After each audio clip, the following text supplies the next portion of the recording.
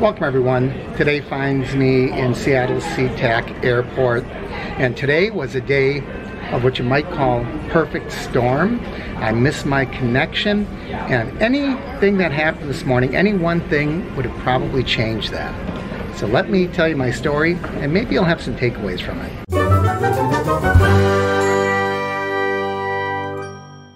Hey everybody, I'm sitting here waiting for my next flight, which isn't going to be for 6 hours because I missed my connecting flight just barely. I was at the gate at 12:10, the flight leaves at 12:20, that already closed the gate, already closed the door. So let's talk about what happened.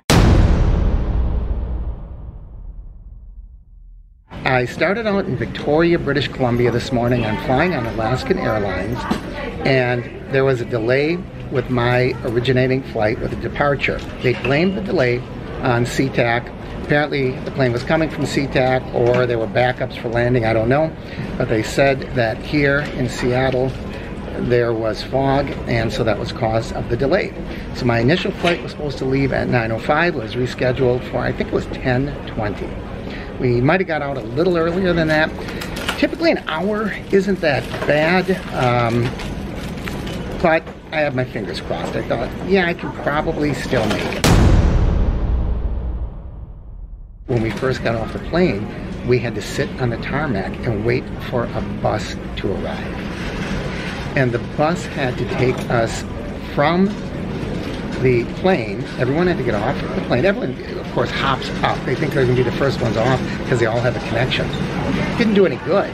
They all had to get on a bus, wait till everyone's on, and everybody, the slowest people, if someone was in a wheelchair, that's the last person to get on the bus. Then the bus had to shoot across the tarmac. Then we had to wait for a couple of planes.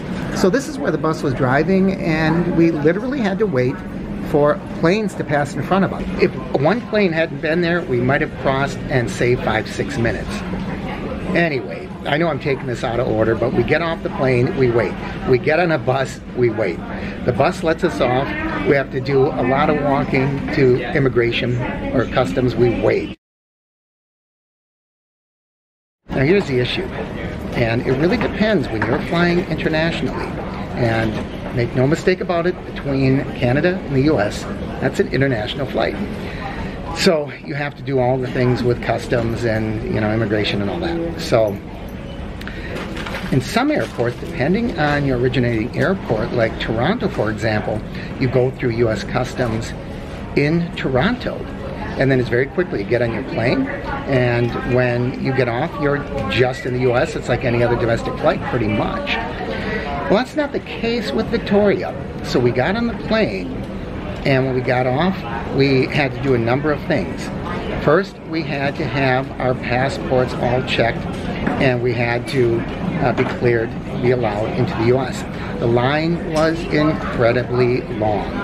If that line was 5 minutes shorter, I'd be flying home right now. Well, we got through that. So you have to go to a carousel, reclaim your bag, then you have to recheck it a second time.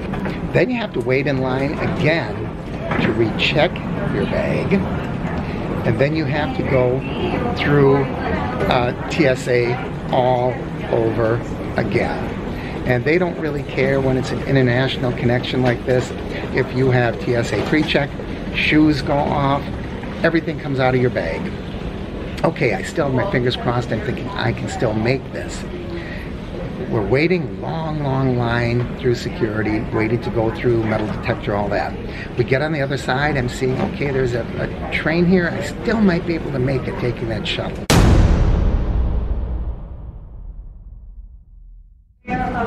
Then, the cherry on top was, she said, whose bag is this? That's mine. I have to run it through again.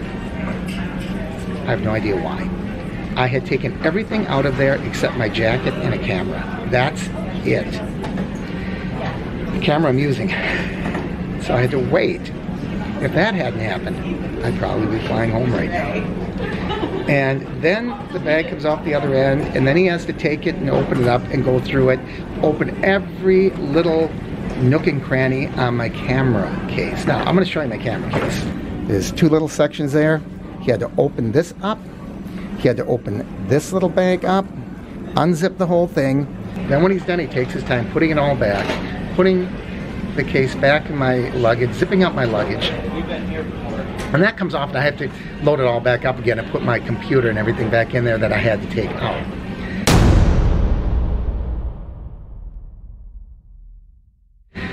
I'm running to the shuttle train just as the doors close. Okay, it's not a lot of time, but it's 2 minutes till the next one comes. So I get on that, and of course, that doesn't take me to my direct gate. I have to wait for another connecting shuttle to get me to my gate area. My gate was D22, D22. Of course, we start out at what? D1. It only goes up to D26. So of course my connection was the furthest gate away in the terminal. So I get there and I'm thinking I can still make it. I walk up, or rather run up panting. 12:10. Plane is scheduled to depart at 12:20. Couldn't get me on. She said, well, you have to get on a bus to go to this plane, and it's a 10-minute ride. That's why we close the doors. There's not much you can do about it. I have seen at times airlines, if they know that their connection is late, they will sometimes delay, especially something like this when you know passengers are only going to be getting on 2 or 3 minutes late. I understand it's like a half-hour delay, but I've seen airlines do it. But the bottom line is, an airline, and I don't mean this to sound rude or nasty, but this is just the facts. An airline would rather have an on-time departure than have happy customers. That really is the upshot, you know, and I guess you could argue, well, the customers that are sitting on the plane are going to be happy. I guess that's true. But, you know, 5 minutes, they knew how long the delay was. Anyway, I guess you can rationalize it any way you want, right? When you're sitting in an airport and you're expecting to be home around 6 and now it's going to be, you know, the next morning, it does get a little depressing. But I thought I would share the experience with you, because these things happen to everybody, and quite frankly, you can't get angry about it, you can't get upset about it, because it is what it is. You know, you feel a little depressed, a little disappointed, but nothing's going to change. So all you can do is, you know, make a video, go have something to eat, wander around, people watch. I am back in the US, so I can make some phone calls. Even though I do have international service, it didn't work at all when I was in Canada. This morning, when I turned on my phone, it finally said, welcome to Canada. Your plan includes free roaming. I was there 5 days. That message finally came through this morning.